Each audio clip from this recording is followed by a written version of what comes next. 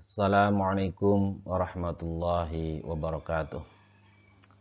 Bismillah, alhamdulillah, wassalatu wassalamu ala rasulillah wa ala alihi wa sahbihi wa mawalah, amma ba'd. Ikhwani rahimakumullah, manusia telah diciptakan oleh Allah subhanahu wa ta'ala sesuai dengan asal tujuan penciptaannya ketika Allah subhanahu wa ta'ala menyampaikan keinginannya kepada malaikat adalah inni ja'ilun fil ardi khalifah. Itu manusia diciptakan di muka bumi ini agar menjadi khalifatullah fil ard. Khalifah bisa saja dikatakan sebagai perwakilan Allah Subhanahu wa taala, sebagai orang yang kemudian ditugaskan Allah Subhanahu wa taala untuk memakmurkan kehidupan di muka bumi ini, termasuk mengelola sumber daya alam seisinya di dunia ini. Oleh karena itu, ketika seseorang atau manusia diperintahkan oleh Allah Subhanahu wa taala untuk menjadi khalifatullah fil ardh yang ada di muka bumi, maka Allah serta merta dengan memberikan sesuatu yang maksimal sebagai bekal manusia untuk menjalankan kekhalifahannya di muka bumi ini. Apa di antaranya adalah bekal yang paling utama adalah ilmu pengetahuan. Sehingga dengan ilmu pengetahuan tersebut manusia akan mampu untuk mengelola kehidupan di muka bumi ini. Oleh karena itu, keadaan manusia agar mampu untuk melangsungkan kehidupan, dengan ilmunya ia bekerja, dengan ilmunya ia mampu mengelola kehidupan di muka bumi ini. Bekerja untuk melangsungkan kehidupannya, sehingga ia bisa memenuhi kebutuhan hajiahnya, kebutuhan pokok yang mestinya ia cukupi agar ia tetap bisa hidup, tidak meninggal dunia. Begitu pula di samping kebutuhan-kebutuhan pokok, kebutuhan primer ia penuhi. Namun demikian, ternyata tidak semua manusia, tidak setiap orang mampu untuk menjadi atau sesuai dengan status khalifatullah fil ardh. Meskipun ia adalah manusia sesuai dengan tujuannya adalah khalifatullah fil ardh, tetapi ada sementara orang yang memang tidak mampu untuk mengelola kehidupan ini.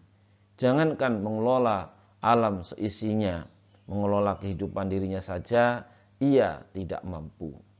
Oleh karena itu, ia hidup dalam keterpurukan, ia hidup dalam kekurangan, ia hidup senantiasa kallan 'alan nas, menjadi beban bagi orang lain, bahkan ia senantiasa meminta-minta.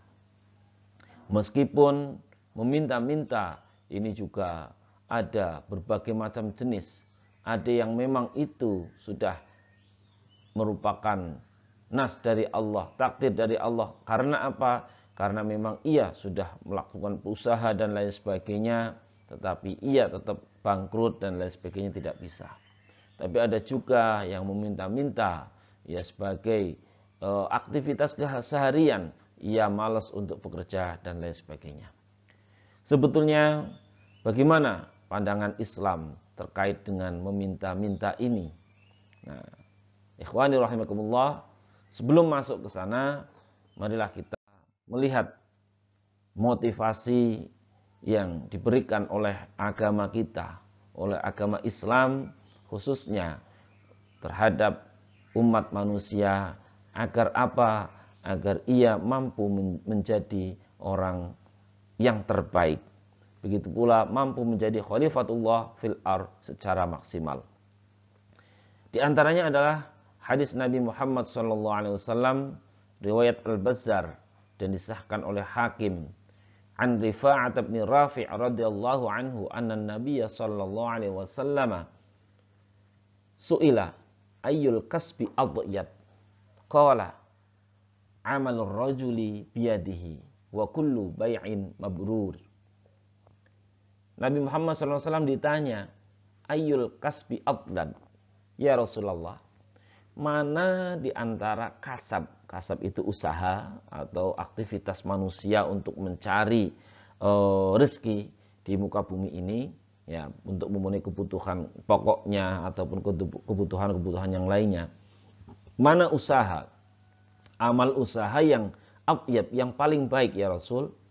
Jawab Rasulullah SAW adalah amalur rajul biyadihi. Satu aktivitas, satu pekerjaan seseorang yang dilakukan dengan tangannya, ya, dengan tangannya, kedua tangannya boleh, ya. Wa kullu bai'in mabrur, dan setiap jual beli yang mabrur, yang makbulan, yang diterima oleh Allah SWT dan diberikan pahala oleh Allah SWT, itu jual beli yang baik.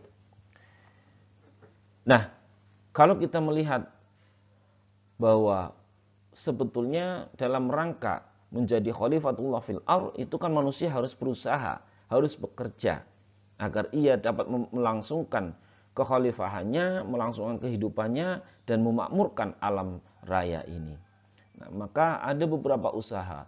Terkadang manusia hanya ada yang dalam hidupnya berpangku tangan saja, ya, menunggu uluran tangan orang lain dan lain sebagainya. Meskipun, ya, kita dalam Islam itu terkadang, kalau saya sendiri itu, ya memang ini adalah takdir. Kalau kita kemudian berpikir secara dengan logika biner, ada kanan, ada kiri, ada atas, ada bawah, ada kehidupan itu, ada yang kaya, ada yang miskin, ya, ada yang pas kebetulan rezekinya cukup, ada rezekinya kurang. Itu memang adalah logika biner, ya kan, ada laki-laki, ada perempuan, semua berpasangan.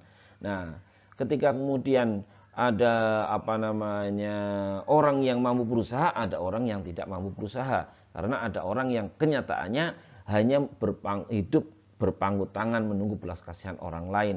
Bahkan ia mungkin terkadang termasuk orang yang dalam tanda petik kalau dilihat dari hartanya cukup, tapi ternyata dia bersandar kepada orang lain, tidak mau bekerja sendiri, sukanya menyuruh orang lain, menyuruh orang lain dan sebagainya. Nah, di sini dikatakan bahwa ya segala pekerjaan selama itu dalam koridor sesuai dengan syariat Allah SWT, sesuai dengan hukum-hukum Islam, tidak melanggar syariat, maka itu pekerjaan itu baik.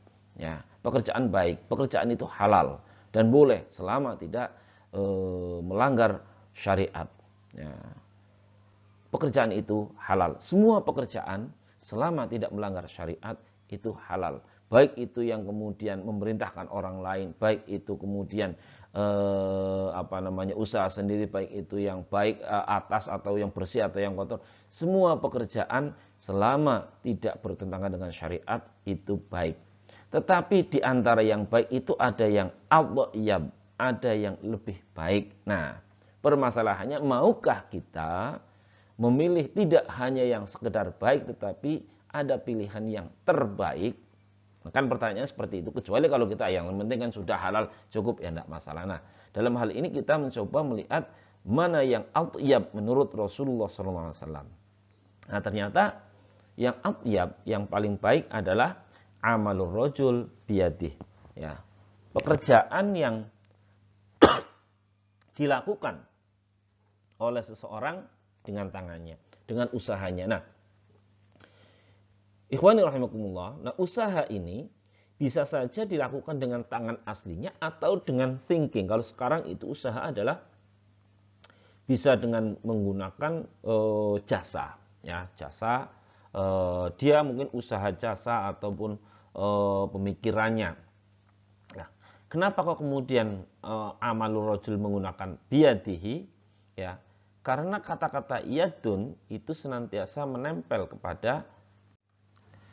Jadi dengan menggunakan biyadih, karena apa? Pekerjaan, ketika bekerja berarti dengan tangan, ketika melihat berarti dengan mata. Nah, itu seperti itu pasangannya. Ya hanya sekedar gambaran saja. Kalau memang pekerja fisik, maka berarti dengan yadun, dengan tangan, ya.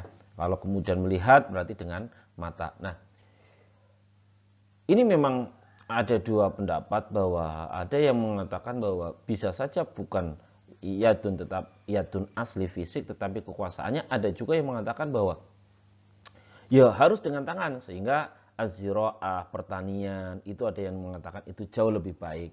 Ada yang mengatakan perdagangan itu jauh lebih baik. Ada yang mengatakan mungkin jual beli jasa, ada yang lebih baik. Ada yang mengatakan mengajar itu lebih baik dan sebagainya. Nah, ini tergantung pemaknaan biyadih. Kemudian yang kedua adalah wa kullu bai'in mabrur. Setiap jual beli yang baik. Yang baik itu tadi sudah saya sampaikan, yang maksud adalah jual beli yang memang diridhoi Allah SWT sesuai dengan syariat, ya, di mana jual beli tersebut kemudian akan diberikan pahala oleh Allah SWT. Dia tidak melakukan kecurangan dalam jual belinya. Dia jual beli dengan jual beli sesuatu yang baik. Ia jual beli dengan barang yang diridhoi oleh Allah SWT dan sesuai, tidak dilarang oleh syariat. Inilah yang dimaksud wa kullu bai'in mabrur. Nah, ada dua hal. Ada yang pertama adalah amal rajul biyadi, ada yang kullu bai'in mabrur. Sehingga sebetulnya kalau kita lihat dalam syarahnya Sahih Bukhari, itu di sana dikatakan Umdatul Syar, ya, dalam kitab syarahnya Sahih Bukhari, bahwa pekerjaan yang paling baik itu sebetulnya kalau dilihat dari dua teks ini adalah berarti sesuai dengan kondisinya.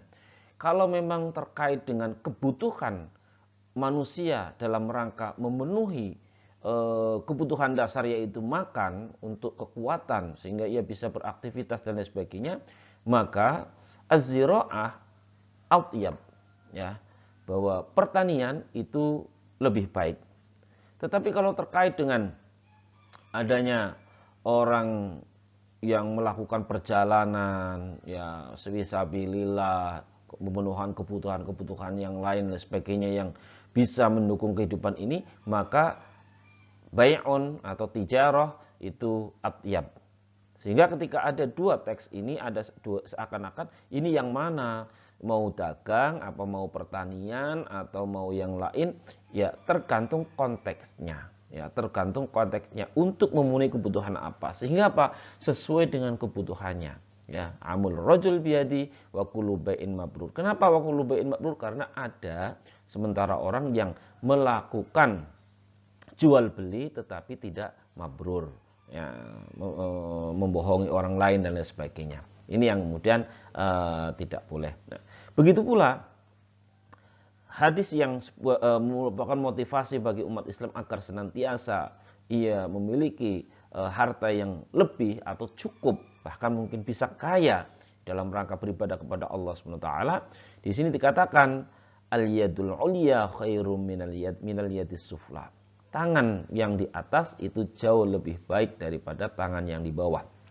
Artinya orang yang memberi itu jauh lebih baik daripada orang yang menerima. Ya, bukan berarti secara fisik di atas sehingga apa? Ya udah, kita kalau mau meminta tidak mau di bawah tapi tangannya ngambil dari atas. Itu enggak. Hanya sebuah kiasan, biasanya orang memberi itu tangannya di atas, maka yang memberi itu yang jauh lebih baik daripada yang menerima. Wabda biman ta'ul. Tapi mulailah kalau kita mau memberikan sesuatu, ya orang yang menjadi tanggung jawab kita. Artinya apa? Bahwa pemenuhan kebutuhan sebetulnya dimulai pertama adalah untuk diri sendiri, yang kedua adalah orang yang menjadi tanggung jawab kita, keluarga kita, dan lain sebagainya. Jangan mendahulukan orang lain dulu sebelum keluarga itu dipenuhi. Ya, siapa yang menjadi tanggung jawab kita? Bisa saja keluarga, istri kita atau suami kita, atau kemudian anak-anak kita, atau kakak kita, adik kita, dan sebagainya. Wabda biman ta'ul. Wa khairus sadaqah an dhaghri hinan. Dan sebaik-baik sedekah, pemberian itu adalah an dhaghri hinan, sesuatu yang memang ada kelebihan, ya, harta yang memang dari ada kelebihan, ya. Bukan berarti orang yang hartanya pas, ya, itu kemudian tidak boleh sedekah, boleh, ya, boleh. Tetapi yang lebih baik khairus sedekah adalah ketika memang dia sudah kebutuhannya sudah cukup, kemudian untuk keluarganya sudah cukup, lah itu yang lebihnya itu andharihinan itu yang bisa disedekahkan. Wa may yasta'fif ya'ifuhullah. Barang siapa yang mampu menjaga kehormatannya, tidak meminta-minta, iffah, merasa cukup, maka ya'ifuhullah, ya, maka Allah akan menjaga orang tersebut, ya. Begitu pula wa may yastaghni yughnihillah. Barang siapa yang merasa kaya, maka Allah akan mengkayakannya. Ingat, rasa cukup. Sebetulnya harta ini kan tergantung perasaan kita. Kalau memang merasa kurang, ya merasa kurang terus berapapun hartanya tidak bukan masalah berapapun hartanya, tetapi adalah perasaan kita merasa cukup atau tidak, merasa kaya atau tidak. Karena apa? Pada hakikatnya ya kebutuhan kita kalau terkait dengan makan ya kan cukup. Sepiring cukup, ya maksimal 2 piring lah kalau memang kita mau makan 2 piring, ya 2 porsi, udah selesai. Nah pertanyaannya kenapa kita harus mengumpulkan beribu-ribu porsi, berjuta-juta porsi? Nah kalau memang itu kemudian kita ternyata memang masih merasa kurang terus, sehingga orang bekerja gaji seberapa pun dia merasa kurang, sudah dapat Masya Allah tunjangan begitu banyaknya merasa kurang terus. Ini kenapa? Karena dia dalam hatinya tidak merasa cukup. Tetapi kalau dia merasa cukup, wa may yastaghni yughnihillah, maka Allah akan memberikan rasa cukupnya, rasa kayanya padanya. 10.000, tetapi kemudian ia merasa cukup, maka Allah akan mencukupkan. Nah, ketika cukup, maka dia tidak akan butuh yang lainnya. Tetapi kalau merasa kurang, dia butuh A, B, C, D terus menerus, sehingga apa? Ia akan kurang terus. Yang terjadi berapapun hartanya, dia tetap akan mencoba untuk mendapatkan harta-harta bahkan dengan cara yang tidak dibenarkan. Nah, oleh karena itu, ketika kita sudah menjadi orang yang memberi, ya, tetapi ternyata fenomena banyak orang yang meminta daripada orang yang memberi. Baik itu meminta secara langsung atau tidak. Ya, apalagi kalau kemudian kita lihat fenomena di jalan-jalan, ya banyak orang yang meminta. Bahkan pertama kali Ridwan Kamil menjabat, ya, di Bandung sebagai wali kota, itu pernah menawarkan satu program kepada teman-teman kita yang ada di jalanan. Tolong jangan di jalanan tapi membantu pekerjaan di dinas pertamanan. Nah, nanti akan dijadikan pegawai tetap, akan digaji setiap bulannya, ada tunjangan kesehatan dan lain sebagainya. Tetapi jawab mereka tidak mau. Bahkan pernah ada tetangga saya yang kemudian pernah melakukan wawancara secara langsung, ya artinya wawancara sekilas, bertanya kepada penghasilan orang yang meminta di lampu merah, meminta-minta. Itu dia sudah berangkat pagi 5:30, kemudian pulang sore sekitar habis asar, itu dia sudah makan, sudah beli rokok dan lain sebagainya, itu masih bisa membawa saat bersih pulang ke rumah itu minimal kalau sepi 150.000 itu dia membawa. Sebelum di daerah Banyumas ini ada undang-undang yang melarang untuk memberi sesuatu kepada peminta-minta di tengah jalan dan lain sebagainya. Nah, Islam ya melihat bahwa orang yang meminta-minta itu ada satu hal yang sangat dikhawatirkan, ya, sehingga hadis Nabi Muhammad SAW mengatakan ma yazalur rajul yas'alun nasa hatta ya'tiya yaumal qiyamah laisa fi wajhi muz'atu lahmin. Seseorang terus-menerus meminta kepada orang lain sehingga besok datang pada hari kiamat itu di wajahnya itu sama sekali tidak ada sepotong darah. Laisa fi wajhi muz'atu lahmin, tidak ada sepotong daging yang menempel. Sehingga gambarannya wajah ini besok bangkit dari alam kubur itu ya tinggal tulang belulang saja. Itu ciri khas. Kenapa kok wajahnya? Karena gambaran orang yang meminta itu adalah orang yang tidak memiliki malu. Ya, tidak memiliki rasa malu. Sehingga rasa malu itu digambarkan dengan wajah. Dan besok dia akan disaksikan oleh seluruh umat manusia di akhirat nanti. Bahwa dia adalah orang yang suka meminta-minta. Dan dia besok akan sangat malu. Cirinya adalah besok. Ya, siapa orang yang kemudian ketika bangkit dari kubur tidak memiliki daging sepotong pun, hanya tulang belulang di wajahnya, yaitu orang yang menjadikan meminta-minta itu adalah profesi. Jadi bukan hanya yang sekilas, tetapi dia menjadikan meminta-minta itu adalah profesinya. Ya, itu tidak diperkenankan. Nah, mending kerja apapun yang penting halal. Kalau tadi ada atyab, tetapi ini mending kerja apapun halal. Di antaranya ini, la ayyah tadhiba ahadukum hismatan ala dhahri khairun min ayyas ala ahadan fayu'tiyahu aw yamna'hu. Ketika dulu bahwa seseorang itu hendaknya mencari kayu, ya, kemudian diikat, diangkat di atas pundaknya, itu jauh lebih baik daripada meminta-minta kepada orang lain, baik dikasih atau tidak. Ini gambaran saja, karena pekerjaan mencari kayu adalah pekerjaan yang sangat kasar, ya, capek dan lain sebagainya. Tetapi itu jauh lebih baik daripada meminta-minta. Nah, oleh karena itu di sini anjuran, ya, oleh Rasulullah SAW bahwa mending orang tua, seharusnya orang tua itu kaya dan meninggalkan harta yang cukup untuk anak-anaknya, agar anak-anaknya itu tidak menjadi orang yang meminta-minta atau menjadi beban orang lain. Ini ada satu peristiwa, orang yang kaya kemudian ia mau wasiat, mengatakan kepada Rasulullah, ya Rasulullah, mengatakan kepada Rasulullah, inna li malan katsir, saya memiliki harta banyak. Walaysa yarisuni illa ibnati, saya tidak punya pewaris kecuali hanya anak perempuan satu. Afa asaddaqu bisulusain, apa saya boleh sedekah 2/3? Jawab Rasul, la, tidak boleh. Qala fa bisyatr, setengahnya gimana Rasul? Qala la, tidak boleh. Qala fa bisulus, gimana kalau sepertiganya? Qala, jawab Rasul, as-sulus was-sulus katsir. Sepertiga itu sudah banyak, sepertiga sudah banyak. Artinya batas maksimal sedekah itu adalah sepertiga hartanya. Ya, innaka antatruka warasataka aghniya khairun min antada'hum alatan yatakaffafuna nas.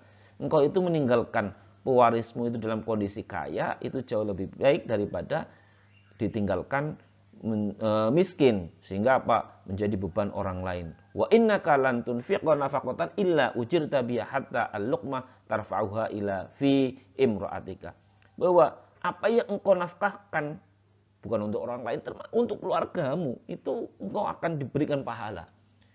Sampai-sampai satu sesuap nasi engkau berikan yang masuk ke mulut istrimu, itu adalah sedekah dan akan diberikan pahala oleh Allah SWT. Makanya kalau memberikan segala sesuatu, utamakan keluarga dulu, ya. Istrimu penuhi kebutuhannya, istri bahagia, Allah bahagia. Itu anak-anak bahagia. Jangan kemudian malah orang lain sementara keluarganya susah dan lain sebagainya. Ya, ingat, memberikan bekal kepada keluarga yang cukup itu jauh lebih baik daripada meninggalkan anak-anak turunan kita dalam kondisi kekurangan, bahkan menjadi beban bagi orang lain. Ikhwani rahimakumullah, itulah bahayanya meminta-minta dalam agama. Bahwa besok orang yang menjadikan profesi meminta-minta dalam tanda petik apapun, kecuali orang yang memang sangat membutuhkan, boleh. Ada beberapa orang yang diperkenankan, orang yang ditimpa hutang, orang yang kebetulan banyak kebutuhan dan ia tidak mampu memenuhinya, kebetulan ia termasuk orang yang beruntung, boleh meminta-minta, asalkan ia tetap berusaha untuk bekerja, bukan menjadi profesi utama meminta-minta itu. Ya, beda ya. Jadi yang sangat berbahaya adalah orang yang menjadikan meminta-minta adalah sebagai profesinya, dan itu diancam besok bangkit dari alam kubur, wajahnya hanya mus'atul lahmin, ya, hanya tidak ada potongan daging pun.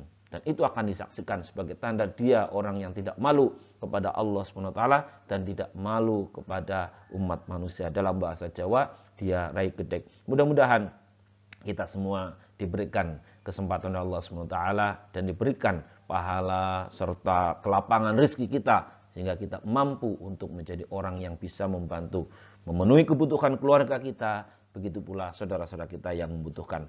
Menjadi orang yang suka memberi, tangan di atas. Insya Allah itu jauh lebih baik daripada orang yang suka menunggu pemberian orang lain.